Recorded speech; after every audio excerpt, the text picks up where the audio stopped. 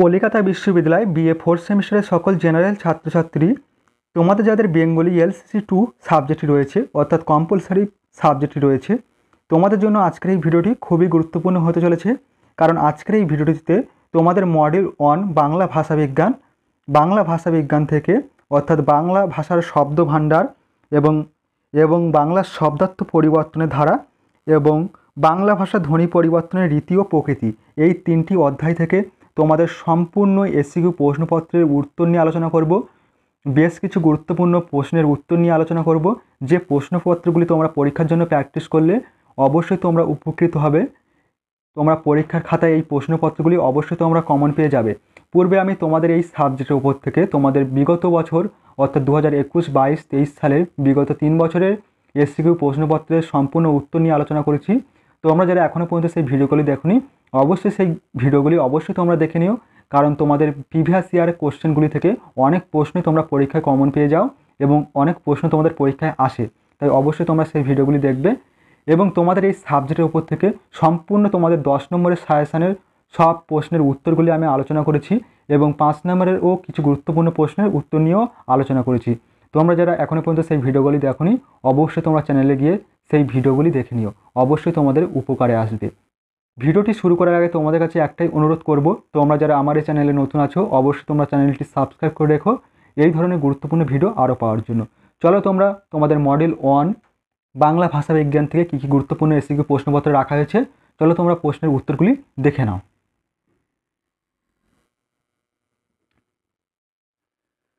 দেখো তোমরা প্রশ্নের উত্তরগুলি দেখে নাও। দেখো তোমাদের মডিউল 1 রয়েছে বাংলা ভাষা বিজ্ঞান। এখান থেকে যে প্রশ্নপত্রগুলি তোমরা করবে, যে এসসিকিউ প্রশ্নপত্রগুলি তোমাদের প্র্যাকটিস করতে হবে, সেই এসসিকিউ প্রশ্নপত্রগুলি দেখে নাও। তোমাদের মডিউল 1 ভাষাবিজ্ঞান থেকে যে চ্যাপ্টারগুলি রয়েছে, প্রথম রয়েছে বাংলা ভাষার শব্দ ভাণ্ডার। এখান থেকে যে প্রশ্নগুলি তোমরা করবে, প্রথম প্রশ্ন রাখা হয়েছে শব্দ ভাণ্ডার বলতে কী বোঝো। উত্তরটি দেখো, সাধারণ মানুষের দৈনন্দিন জীবনের কাজকর্ম থেকে শুরু করে জাতি, সভ্যতা, সংস্কৃত যে শব্দগুলিকে নিয়ে এগিয়ে চলে, ভাষাতত্ত্বে সেই শব্দগুলিকে শব্দ ভাণ্ডার বলে। দ্বিতীয় প্রশ্ন রয়েছে বাংলা শব্দ ভাণ্ডার কত প্রকার ও কী কী। উত্তরটি দেখো, উত্তরে বলা হয়েছে বাংলা শব্দ ভাণ্ডার হচ্ছে 3 প্রকারের, যথা মৌলিক বা নিজস্ব শব্দ, আগন্তুক বা কিতরীন শব্দ এবং নবগঠিত শব্দ। এবং 3 নম্বর প্রশ্ন, তৎসম শব্দ কাকে বলে, উদাহরণ দাও। উত্তরটি হবে, তৎসম কথার অর্থ হলো তার মতো, অর্থাৎ যেসব শব্দ সংস্কৃত ও বৈদিক ভাষা থেকে অবিকৃত রূপে বাংলা শব্দ ভাণ্ডারে গৃহীত হয়েছে সেগুলিকে তৎসম শব্দ বলে। যেমন জল, বায়ু, কৃষ্ণ, সূর্য।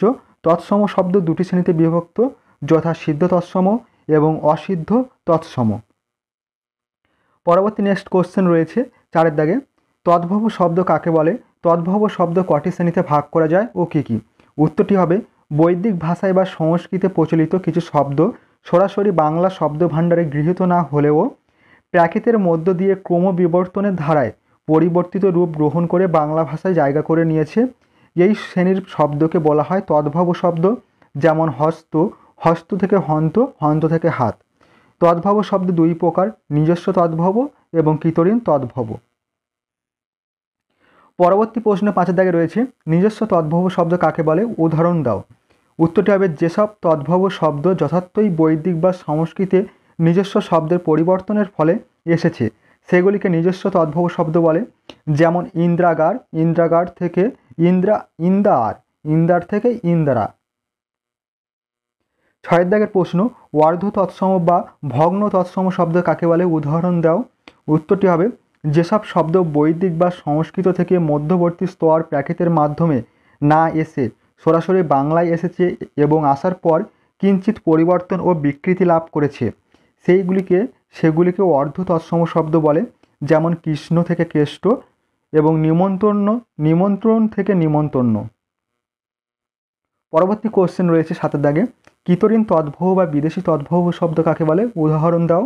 উত্তরটি হবে, যেসব শব্দ প্রথমে বৈদিক বা সংস্কৃত ভাষায় ইন্দো ইউরোপীয় বংশের অন্য ভাগে থেকে বা ইন্দো ইউরোপীয় ছাড়া অন্য বংশের ভাষা থেকে এসেছিল এবং পরে প্রাকৃতের মধ্য দিয়ে পরিবর্তন লাভ করে বাংলায় এসেছে, সেসব শব্দকে কিতরীন বা বিদেশি শব্দ বলে।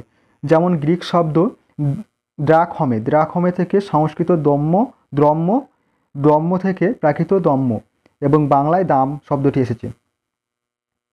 পরবর্তী কোশ্চেন রয়েছে 8 দাগে, আগন্তুক বা কিতরিন শব্দ কাকে বলে? উদাহরণ দাও। এটি কটি ভাগে বিভক্ত? উত্তরটি দেখো, যেসব শব্দ সংস্কৃতের নিজস্ব উৎস থেকে বা অন্য ভাষা থেকে সংস্কৃত হয়ে আসেনি, অন্য ভাষা থেকে সোজাসুজি বাংলায় এসেছে, সেই শব্দগুলিকে আগন্তুক বা কিতরিন শব্দ বলে। যেমন চুরুট, আকাল, চেয়ার প্রভৃতি। আগন্তুক শব্দ দুই প্রকার, দেশি ও বিদেশি শব্দ। পরবর্তী কোশ্চেন রয়েছে 9 দাগে, দেশি শব্দ কাকে বলে? এটি কটি শ্রেণীতে বিভক্ত? উত্তরটি হবে, যেসব শব্দ এদেশেরই অন্য ভাষা থেকে সোজাসুজি বাংলায় এসেছে সেগুলিকে দেশি শব্দ বলে। দেশি শব্দ দুই প্রকার, আর্য ও অনার্য। এবং বিদেশি শব্দ কাকে বলে? 10 দাগের প্রশ্ন রয়েছে, উদাহরণ দাও। উত্তরটি হবে, যেসব শব্দ এদেশের বাইরের কোনো ভাষা থেকে বাংলায় এসেছে সেই শব্দগুলিকে বলে বিদেশি শব্দ। যেমন টেবিল, ফুটবল, আইন, চাকু ইত্যাদি। পরবর্তী কোশ্চেনে 11 দাগে রয়েছে, বাংলা শব্দ ভাণ্ডারের অনার্য শব্দকে কয়টি ভাগে ভাগ করা যায় ও কী কী? উত্তরটি হবে, দুটি ভাগে ভাগ করা যায়, যথা অস্ট্রিক এবং দ্রাবিড়। এবং 12 দাগের প্রশ্ন, বাংলা ভাষায় গৃহীত কতগুলি মারাঠা শব্দের উদাহরণ দাও? উত্তরটি হবে চৌহা, বর্গী প্রভৃতি। পরবর্তী প্রশ্ন রয়েছে 13 দাগে, কয়েকটি পর্তুগিজ শব্দের নাম লেখো। উত্তরটি হবে পেঁপে, পেয়ারা, আতা, আনারস, আলকাতরা, বোতাম প্রভৃতি। পরবর্তী প্রশ্ন 14 দাগে রয়েছে, বাংলা ভাষায় গৃহীত কতগুলি বর্মী শব্দের উদাহরণ দাও? উত্তরটি হবে লুঙ্গি, ঘুগনি প্রভৃতি। এবং 15 দাগের প্রশ্ন, কয়েকটি তুর্কি শব্দের উদাহরণ দাও? উত্তরটি হবে চাকু, কাঁচি, বারুদ, দারোগা, কুলি, বোচকা প্রভৃতি।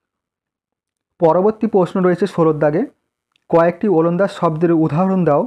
উত্তরটি হবে রুইতন, হরতন, ইস্কাপন, তুরুপ প্রভৃতি। এবং 17 দাগের প্রশ্ন, বাংলা ভাষাগত জাপানি শব্দের উদাহরণ দাও? উত্তরটি হবে রিক্সা, হ্যারিকেন, হাসনুহানা ইত্যাদি। এবং 18 দাগের প্রশ্ন, বাংলা শব্দভাণ্ডারে গৃহীত অবিমিশ্র শব্দের উদাহরণ দাও? উত্তরটি হবে অনিকেত, অতিরেক ইত্যাদি। এবং 19 দাগের প্রশ্ন, কয়েকটি মিশ্র শব্দের উদাহরণ দাও? উত্তরটি হবে মাস্টার মশাই, ফুল মোজা, ঠেলাগাড়ি, জলহাওয়া ইত্যাদি। পরবর্তী নেক্সট কোশ্চেন রয়েছে 20 দাগে, তৎকথার অর্থ কী?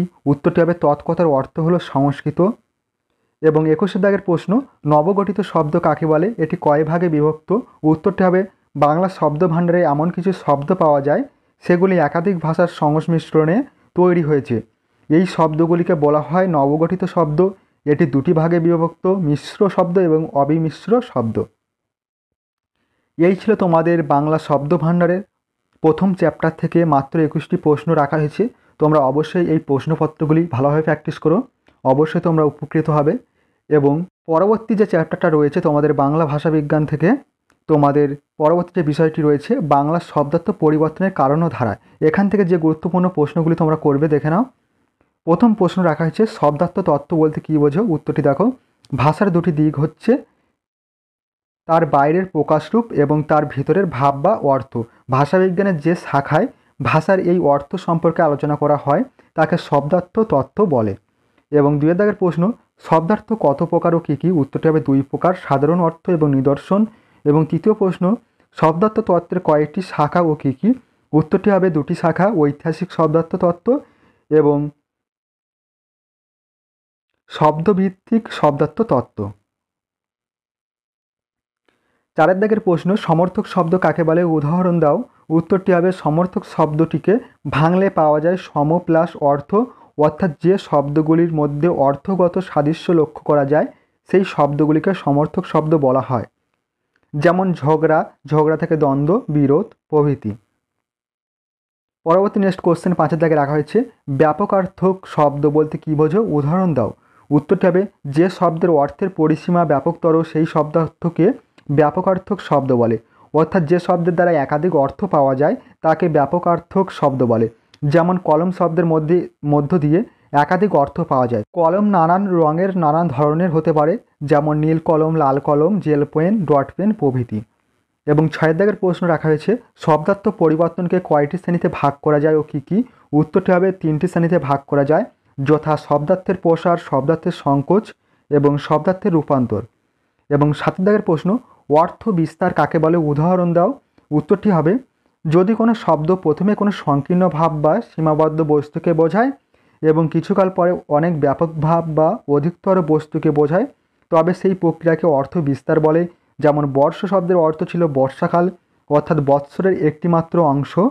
পরে শব্দটি পরিবর্তিত হয়ে বছরের একটিমাত্র অংশ অর্থে ব্যবহৃত না হয়ে সারা বছরের অর্থে ব্যবহৃত হতে থাকে, অর্থাৎ সারা বছর অর্থে ব্যবহৃত হতে থাকে। বর্ষ শব্দটি সারা বছরকে বোঝায়। এবং 8 দাগের প্রশ্ন, অর্থের সংকোচ বলতে কী বোঝো? উদাহরণ দাও। উত্তরটি হবে, কোনো শব্দের অর্থ যদি ব্যাপকভাবে প্রকাশ পাবার পরে কোনো একটিমাত্র ভাবকে প্রকাশ করে, তখন তাকে অর্থের সংকোচ বলে। যেমন প্রদীপ। প্রদীপ শব্দের অর্থ ছিল সব ধরনের আলো, পরে এর অর্থ হয় মাটির বা পিতলের তেল ও সলতে সংযোগে একটি বিশেষ আলো। পরবর্তী কোশ্চেন রয়েছে 9 দাগে, অর্থ সংক্রমণ কাকে বলে? উদাহরণ দাও। উত্তরে বলা হয়েছে শব্দের অর্থ পরিবর্তন কতগুলি ধাপের মধ্য দিয়ে হয়। অনেক সময় অর্থ পরিবর্তন হতে হতে শেষ ধাপে এসে শব্দের এমন একটি নতুন অর্থ দাঁড়িয়ে যায় যে মূল অর্থের সঙ্গে তার যোগ সহজে খুঁজে পাওয়া যায় না। তখন মনে হয় শব্দটির অর্থই এক বস্তু থেকে একেবারে অন্য বস্তুতে সরে এসেছে। এই ধরনের পরিবর্তনকে বলে অর্থ সংশ্লেষ বা অর্থ সংক্রমণ। যেমন পাত্র শব্দের অর্থ ছিল সংস্কৃতে পান করার আধার, অর্থ বিস্তারের ফলে হয় যে কোনো রকমের আধার। পরবর্তী নেক্সট কোশ্চেন রয়েছে 10 দাগে, শব্দার্থ পরিবর্তনের ধারা কয় প্রকার ও কী কী? উত্তরটি হবে শব্দার্থ পরিবর্তনের ধারা 2 প্রকার, যথা শব্দার্থ পরিবর্তনের দ্বিধারা এবং শব্দার্থ পরিবর্তনের ত্রিধারা। পরবর্তী নেক্সট কোশ্চেন রয়েছে দেখো 11 দাগে, শব্দার্থ পরিবর্তনের দ্বিধারা ও ত্রিধারাগুলি লেখো। উত্তরটি হবে শব্দার্থ পরিবর্তনের দ্বিধারার মধ্যে রয়েছে প্রথম অর্থোন্নতি বা অর্থের উৎকর্ষ, এবং দ্বিতীয় রয়েছে অর্থাবনতি বা অর্থের অপকর্ষ, এবং ত্রিধারার মধ্যে রয়েছে প্রথম অর্থ বিস্তার বা অর্থ প্রসার, দ্বিতীয় রয়েছে অর্থ সংকোচ, এবং তৃতীয় রয়েছে অর্থ সংশ্লেষ বা অর্থ সংক্রমণ।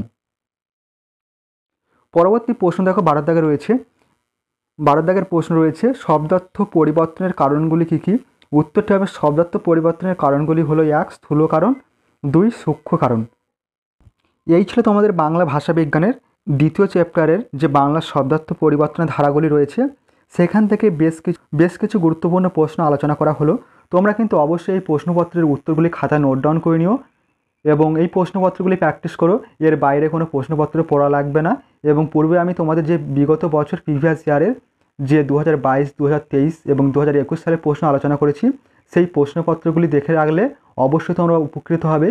এবার চলো দেখে নাও তোমাদের বাংলা ভাষা বিজ্ঞানের তৃতীয় চ্যাপ্টার যেটা রয়েছে, বাংলা ভাষার ধ্বনি পরিবর্তনের রীতি ও প্রকৃতি। এখান থেকে যে প্রশ্নপত্রগুলি রাখা হয়েছে দেখে নাও। প্রথম প্রশ্ন রাখা হয়েছে, অপনিহিতি কাকে বলে? উদাহরণ দাও।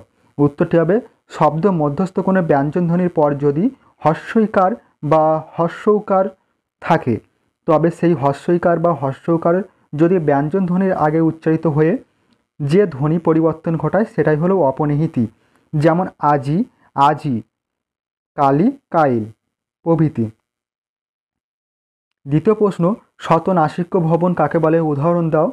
উত্তরটি হবে শব্দের মধ্যে নাসিক্য ব্যঞ্জন না থাকলে অনেক সময় কোনো স্বরধ্বনি আপনা থেকেই অনুনাসিক উচ্চারিত হয়, এই প্রক্রিয়াকে শতনাসিক্য ভবন বলে। যেমন পুস্তক থেকে পুঁথি, পুঁথি।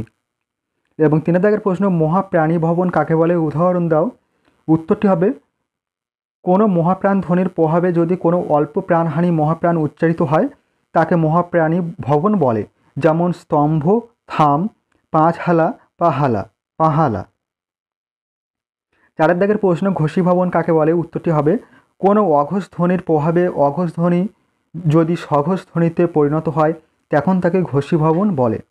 পরবর্তী কোশ্চেন রয়েছে 5 দাগে, অভিশ্রুতি কাকে বলে? উদাহরণ দাও। উত্তরটি হবে অপনিহিতির প্রক্রিয়ার শব্দের অন্তর্গত হস্যইকার এবং হস্যৌকার যে পূর্ববর্তী ব্যঞ্জনের আগে সবে আসে, সেই হস্যইকার ও হস্যৌকার যখন পাশাপাশি স্বরধ্বনিকে প্রভাবিত করে এবং নিজেও তার সঙ্গে মিশে পরিবর্তিত হয়ে যায় তখন তাকে অভিশ্রুতি বলে। যেমন করিয়া থেকে কইরা, কইরা থেকে কয়। 6 দাগের প্রশ্ন, স্বরসঙ্গতি কাকে বলে? উদাহরণ দাও। উত্তরটি হবে দেখো শব্দের মধ্যে পাশাপাশি বা কাছাকাছি অবস্থিত দুটি পৃথক স্বরধ্বনির মধ্যে একটি অন্যটির প্রভাবে বা দুটি পরস্পরের প্রভাবে পরিবর্তন হয়ে পরিবর্তিত হয়ে একই স্বরধ্বনিতে পরিবর্তিত হয় সেই প্রক্রিয়াকে স্বরসঙ্গতি বলে, যেমন দেশি থেকে দিশি এবং বিলাতি থেকে বিলিতি প্রভৃতি। পরবর্তী নেক্সট কোশ্চেন রয়েছে, দেখো 7 দাগে, সংকোচন কাকে বলে উদাহরণ দাও। উত্তরটি হবে দ্রুত উচ্চারণের জন্য অথবা উচ্চারণ প্রয়াস লাঘব করার জন্য অনেক সময় আমরা কোনো শব্দের সবকটি ধ্বনি পূর্ণরূপে না ব্যবহার করে পূর্ণরূপে না উচ্চারণ করে সংক্ষেপে উচ্চারণ করি, সেই প্রক্রিয়াকে সংকোচন বলে। যেমন বৈবাহিক থেকে ব্যয়, ব্যয় থেকে ব্যয়। এখানে লেখাটা ভুল হয়েছে, এখানে লেখাটা ব্যাগ হয়ে গেছে, এখানে গয়ের জায়গায় হস্যইকার হবে, অর্থাৎ ব্যয় হবে উচ্চারণটি। এবং পরবর্তী রয়েছে যা ইচ্ছে তাই থেকে যাচ্ছে তাই। এবং 8 দাগের প্রশ্ন রয়েছে, সমীভবন কাকে বলে উদাহরণ দাও। উত্তরটি হবে শব্দের মধ্যে পাশাপাশি অবস্থিত দুটি বিষম ব্যঞ্জন ধ্বনি যখন একে অপরের প্রভাবে বা দুটি পরস্পরের প্রভাবে পরিবর্তিত হয়ে একই ধরনের ধ্বনিতে বা প্রায় ধ্বনিতে পরিবর্তন হয় তখন তাকে সমীভবন বলে। যেমন ধর্ম থেকে ধম্ম, পদ্ম থেকে পদ্ম। পরবর্তী নেক্সট কোশ্চেন রয়েছে 9 দাগে, বিষমীভবন কাকে বলে উদাহরণ দাও।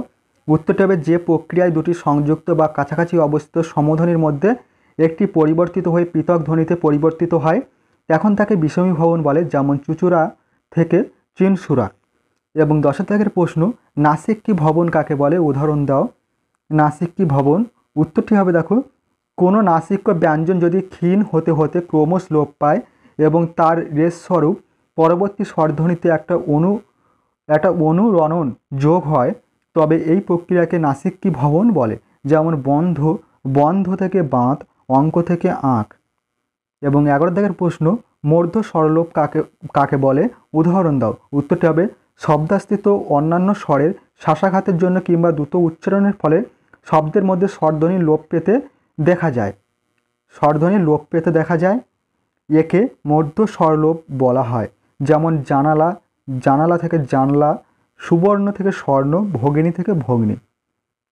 এই ছিল তোমাদের প্রথম অধ্যায় অর্থাৎ মডিউল 1 তোমাদের বাংলা ভাষা বিজ্ঞানের যে 3টি চ্যাপ্টার রয়েছে, 3টি অধ্যায় রয়েছে, সেখান থেকে তোমাদের সম্পূর্ণ গুরুত্বপূর্ণ কিছু এসিকিউ প্রশ্ন আলোচনা করা হলো পার্ট 1 ভিডিওটিতে।